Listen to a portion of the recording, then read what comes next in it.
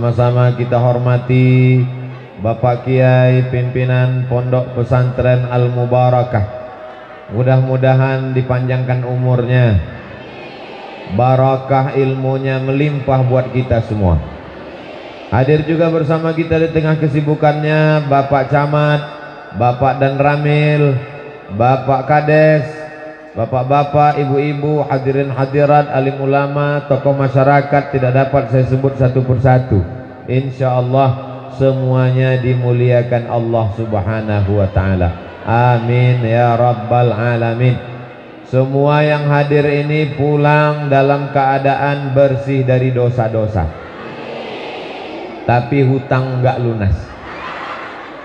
Semua yang pulang dari sini mendapatkan barokah-barokah. Yang mengatakan itu bukan Abdul Somad, tapi kanjeng hadis Nabi Muhammad sallallahu alaihi wasallam. Ketika orang sudah hadir di majelis zikir, maka kata malaikat, "Qumu maghfuran lakum." Bangkitlah kamu, bubar dari majelis zikir dalam keadaan maghfuran lakum, dosa kamu sudah diampunkan Allah. Lalu kemudian semua yang hadir ini mendapatkan pahala jihad fisabilillah. Man kharaja fi talabil ilmi, siapa yang keluar rumah dengan niat menuntut ilmu, fahuwa fisabilillah, maka dia sama seperti orang yang berjihad fisabilillah hatta yarji'a, sampai dia pulang ke rumah. Maka nanti selesai acara ini jangan sampai enggak pulang. Bapak-bapak yang enggak pulang nanti namanya berubah jadi bang. Bapak-bapak, ibu-ibu yang dimuliakan Allah, kita bertemu ini karena momen Isra dan Mi'raj Nabi Muhammad sallallahu alaihi wasallam. Ayatnya kita baca sama-sama. A'udzu billahi minasy syaithanir rajim. Bismillahirrahmanirrahim.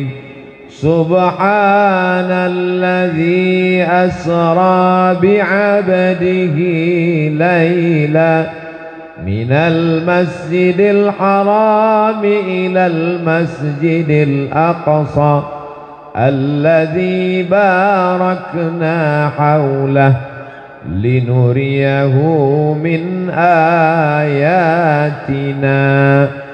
Jadi kalau kita baca dari pangkal ayat ini, sekarang kita bahas satu-satu. Yang pertama kali dibuka dengan kalimat Subhanalladzi asra bi'abdihi laylan. Pelajaran yang pertama, kita mesti banyak bertasbih. Subhanallah walhamdulillah wa la ilaha illallah wallahu akbar wa la haula wa la quwwata illa billahil aliyyil azim.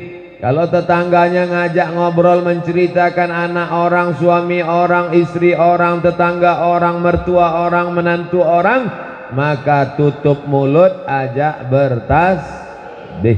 Tapi jangan gara-gara tasbih nanti nggak mau ngobrol sama sekali.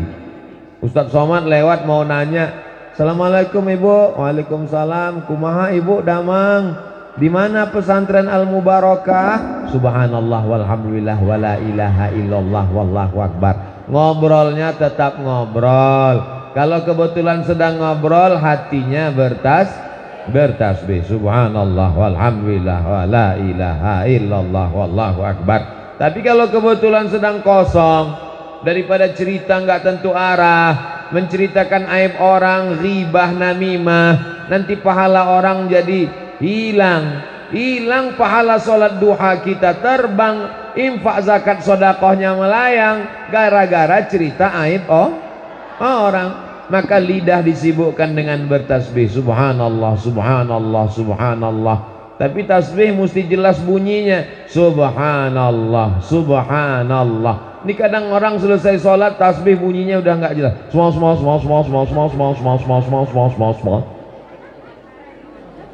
Tapi tidak juga terlalu pelan. Kalau tasbih 33 terlalu pelan, oh selesainya asar. Subhanallah, subhanallah. Begitu selesai makmumnya udah kabur semua. Yang seimbang antara tidak terlalu cepat, tidak terlalu pelan. Subhanallah, subhanallah, subhanallah, subhanallah, subhanallah. Subhanallah artinya maha suci Allah. Mereka mengatakan Allah punya anak. Allah punya anak atau tidak? Lam yalid wa lam yulad. Maka Allah disucikan. Karpet disucikan karena kena tai kucing. Maaf. Baju disucikan karena kena kotor noda. Maaf. Kain sajadah tempat sholat disucikan karena najis. Allah tidak kotor. Betul? Allah maha suci. Makanya setelah menyebut Allah, Allah subhanahu wa ta'ala, Allah SWT. Saya pernah diundang dalam satu acara yang sama-sama kita hormati Ustadz Abdul Somad. Pertama-tama marilah kita bersyukur kepada Allah SWT, selawat kepada Nabi Muhammad SAW. Saya heran, saya tanya panitia, ini siapa? Mohon maaf Pak Ustadz, ini direktur kami non muslim. Oh ternyata dia tidak tahu. SWT artinya subhanahu wa ta'ala. Kalau ada orang susah, sulit dapat rezeki, terlintas di hatinya jangan-jangan Allah sekarang sedang susah juga, nggak ada lagi yang mau dibagi, maka katakan subhanallah, Allah maha suci. Kalau ada saudara kita sakit, lalu dalam hati kita mengutuk nasib, kenapa yang sakit, kenapa Allah nggak adil, kenapa Allah tidak adil, kenapa Allah tidak adil, maka katakan dalam hati subhanallah. Berada dalam 3 kegelapan. Pertama kegelapan malam, yang kedua kegelapan laut, yang ketiga kegelapan perut ikan. Yang pertama kegelapan malam, yang kedua kegelapan laut, yang ketiga kegelapan perut ikan. Ditelan ikan di dalam laut di tengah malam. Nabi Yunus ditelan ikan di dalam laut di tengah malam. Apa tasbih Nabi Yunus? La ilaha illa anta subhanaka inni kuntu minaz zalimin. Tempat yang paling mulia, kalau dikatakan yang paling mulia di Makkah, maka kita tidak bisa ke Makkah sekarang. Yang punya uang banyak yang bisa, karena biaya umroh meningkat, karena mesti tinggal di hotel, setelah pulang nanti disimpan dulu karena takut kena Omikron. 5 kali hidung ditusuk, mau berangkat tusuk, masuk pesawat tusuk, keluar pesawat tusuk, masuk Saudi Arabia tusuk, pulang dari Makkah hidung mengembang. Disangka tetangga sombong ya sekarang, mentang-mentang baru umroh hidungnya kembang. Mohon maaf, aku bukan sombong, hidung sudah 5 kali kena tusuk. Maka tempat yang paling mulia ketika kita sedang bersujud, karena ketika sedang sujud kita mensucikan Allah. Apa yang kita katakan ketika sedang sujud? Subhana rabbiyal a'la wa bihamdih. Tempat yang paling mulia di kening ibu adalah kening. Betul? Ada yang berani megang kening ibu? Yang berani megang kening Ustadz Somad cuman 3. Pertama tukang pangkas, yang kedua tukang foto. Waktu kemarin saya pas foto, miring ke kiri, miring ke kanan, agak dongak ke belakang, kurang maju dikit, lama-lama dia dekat, dia pegang kening saya. Yang ketiga anak, istri, keluarga. Itulah yang berani megang kening kita. Betul ibu? Tapi ketika kita sedang bersimpuh sujud, walaupun jenderal, walaupun presiden, walaupun gubernur, walaupun bapak dan ramil pakai baju tentara gagah perkasa, walaupun pak camat dan pak kades, tapi waktu sujud keningnya tetap nempel ke lantai. Mentang-mentang pejabat lalu kemudian sholat nggak mau nempelkan kening ke lantai. Allahu Akbar ke tiang, nggak bisa. Maka dia mesti menempelkan ke lantai, tempat yang paling rendah, diinjak-injak di bawah telapak kaki. Dan dia berkata, aku rendah, aku hina, aku miskin, aku susah, aku nggak ada apa-apa. Yang tinggi dan kuasa hanya Allah. Dan keluar dari mulutnya, Subhana Rabbiyal A'la wa bihamdi. Maka pelajaran yang pertama dari Subhanalladzi asra bi'abdihi, yang pertama kita mesti banyak bertasbih sambil ngayun anak. Subhanallah walhamdulillah wala ilaha illallah wallahu akbar. Tapi saya belum punya anak Pak Ustadz.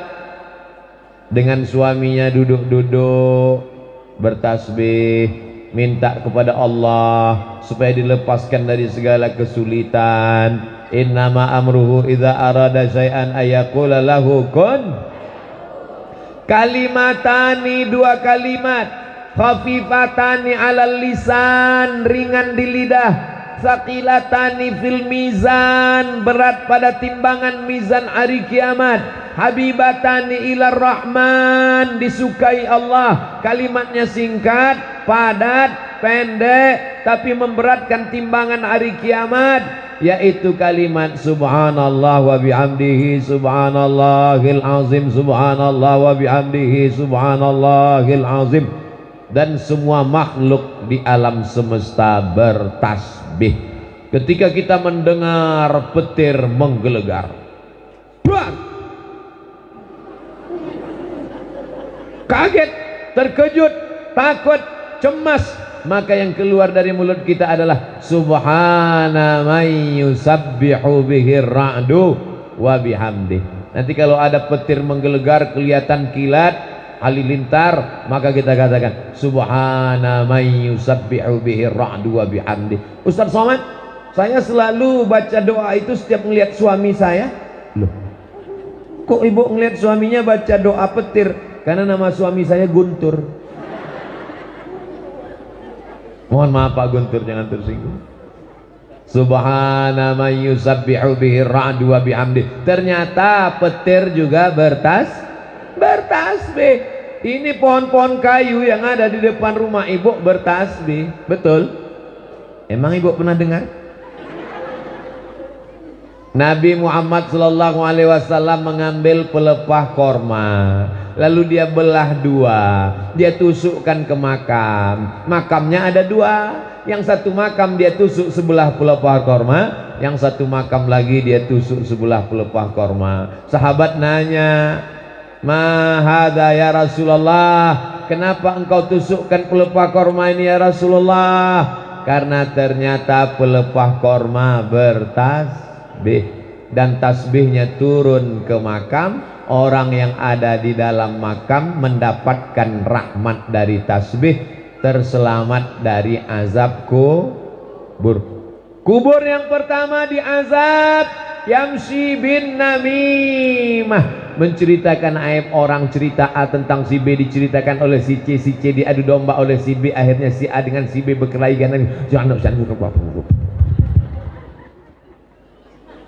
Yang pertama diazab karena yamsi bin namimah, adu domba, ribah, gosip. Yang sekarang sudah jadi acara, gosip pagi, gosip siang, gosip malam. Semakin digosok makin sip. Gosip sudah jadi seperti obat. Kalau tidak menggosip, hidup tidak nyaman, makan tak kenyang, tidur tak lelap. Mau tidur gosip, bangun tidur gosip, mengigaunya pun gosip. Anak si anu, bini si anu, suami si anu. Na'udzubillah. Tapi setelah selesai di pesantren Al Mubarakah, mau tidurnya pun tasbih subhanallah, bangun tidurnya pun tasbih subhanallah, pas sedang tidur mengigaunya pun tasbih subhanallah. Insya Allah. Yang satu lagi diazab kubur, tadi ada dua, yang satu karena ghibah namimah adu domba, yang satu lagi diazab karena maaf kencing gak cebok. Makanya mesti cebok tertutup, jangan kelihatan, pakai air. Sekarang orang makin kaya makin hebat hotelnya, hotel bintang 3 nggak ada gayung, tinggal keran. Hotel bintang 4 kerannya hilang, masih ada air. Hotel bintang 5 gayung nggak ada, keran nggak ada, air nggak ada, tinggal tisu basah. Makin kaya makin nggak cebok. Na'udzubillah. Oleh sebab itu kita semuanya tetap pelajaran pertama bersuci di pondok pesantren Al-Mubarakah. Tidak sah solatnya kalau tidak toharoh. Tidak sah solatnya kalau ceboknya enggak benar. Alhamdulillah desa kita ini barokah karena ada Al-Mubarakah. Anak-anak yang sudah ngaji di Al-Mubarakah alhamdulillah. Yang belum ngaji di Al-Mubarakah insya Allah. Yang sudah dikasih tahu nggak juga ngaji, innalillah. Insya Allah. Jadi pohon kayu bertasbih, ayam-ayam, burung-burung, ikan-ikan bertasbih. Orang kaya punya akuarium. Di dalam akuariumnya ada ikan mas koki. Ikan mas kokinya bertasbih.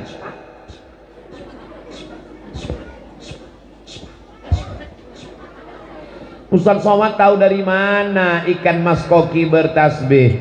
Ternyata dalam kitab Sunan Ibni Majah, dalam bab Muallimun Nas al Khair, yastaghfir lahu man fis samawati wal ard. Malaikat di langit, makhluk di bumi bertasbih memintakan ampun untuk kiai dan guru-guru yang mengajarkan anak-anak agama Islam.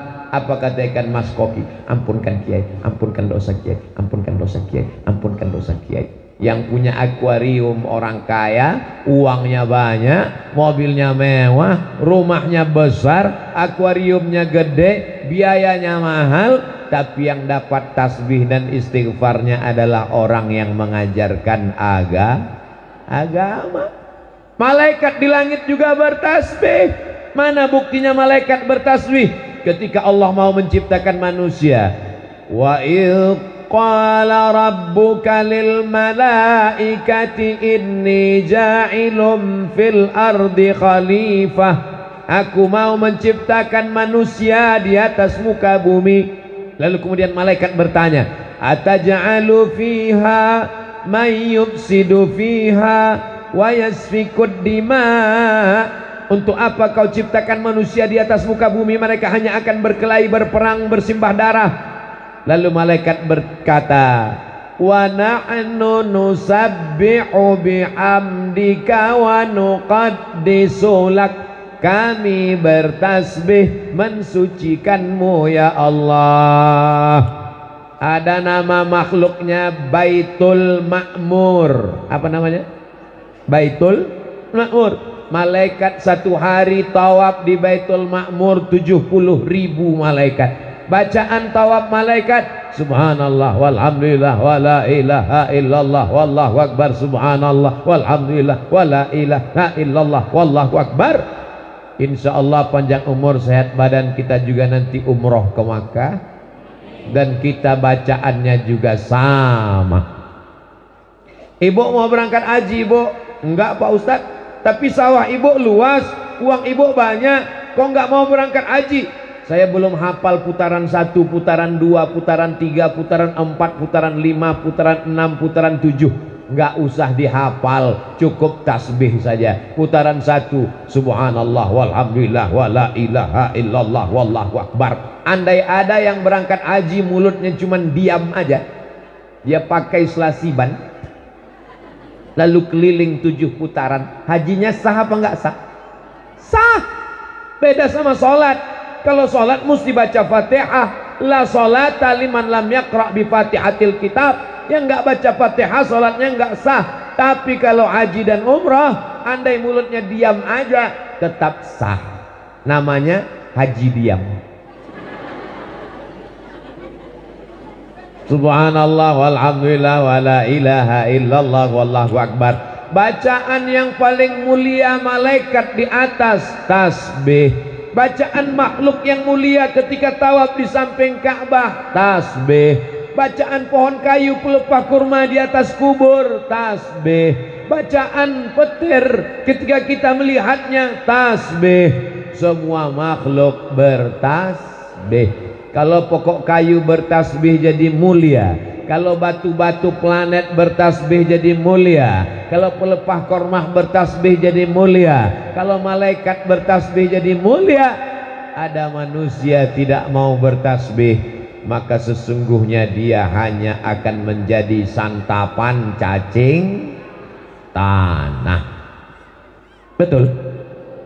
Jadi kalau ada tetangga ibu yang sombong, yang angkuh karena uangnya banyak, karena sawahnya luas bertingkat-tingkat, karena rumahnya besar, kasih tahu sama dia, calon makanan cacing tanah, apa yang kau sombongkan? Hari ini kau tegak berdiri karena jantungmu berdetak dan berdegup. Pegang jantung sebelah kiri. Kalau masih berdegup, alhamdulillah. Kalau sudah berhenti, kasih tahu. Kain kapan di rumah Pak Kiai sudah siap. Innalillahi wa inna ilaihi. Masuk ke dalam tanah. Jilbab yang mahal ada yang dibawa, tinggal, apalagi belum lunas. Baju yang mahal, cincin, baju, anting, subang, gelang, rantai, ada yang dibawa, tinggal dipakai bapak untuk kawin lagi. Masuk ke dalam liang lahat, membawa kain putih, dibungkus seperti dodol. 24 jam mulai daging, darah membeku. Kenapa darah membeku? Karena jantung tidak berdegup. Jantung berdegup, berdetak, menyemburkan darah ke seluruh tubuh. Kalau darah sudah tidak mengalir, maka darah berubah menjadi nanah, busuk. Maka kulit mulai bergelembung masuk angin, usus mulai besar, dan perut mulai membesar dan meletus. Cacing-cacing pun berdatangan dari jarak 1 kilometer. Apa kata cacing? Brownies, brownies, brownies, brownies. Begitu cacing mendekat ke kubur Abdul Somad, cacingnya sudah semangat. Begitu udah dekat, sup tulang. Akhirnya mereka menjauh semuanya. Kelopak mata mulai copot karena biji mata mulai lepas. Daging mulai tanggal, berguguran satu persatu. Rambut yang hari ini disisir, rebonding, keriting. Yang lurus mau keriting, yang keriting mau rebonding. Yang nggak tumbuh dikasih buah kemiri, pakai lidah buaya. Buaya kehilangan lidah, naik ke darat, jadi buaya darat. Akhirnya rambut pun copot, kulit kepala. Yang cantik dengan yang jelek tengkoraknya sama. Kalau kau hidung mancung jangan bangga, karena hidungmu hanya akan menjadi santapan cacing tanah. Maka katakanlah yang maha suci cuma Allah subhanallah. Apapun yang terjadi katakan subhanallah. Kalau anaknya dipuji katakan alhamdulillah.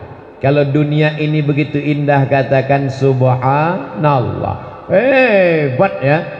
Sawahnya nggak sebegitu banyak, kenapa rumahnya besar? Subhanallah, masya Allah, tabarakallah. Jangan ngomong yang enggak. Dia sawahnya enggak luas, kenapa ya bisa rumahnya bagus? Iyalah dia kan punya ternak. Ternak apa? Ternak tuyul. Jangan. Kalau omongan kita itu andai benar, kita sudah membicarakan aib orang lain.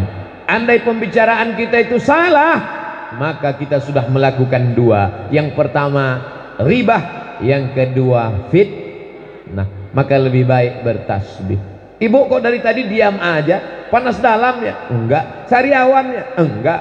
Belum cair gaji ya? Enggak. Kenapa diam saja? Aku bertasbih, goblok. Jangan.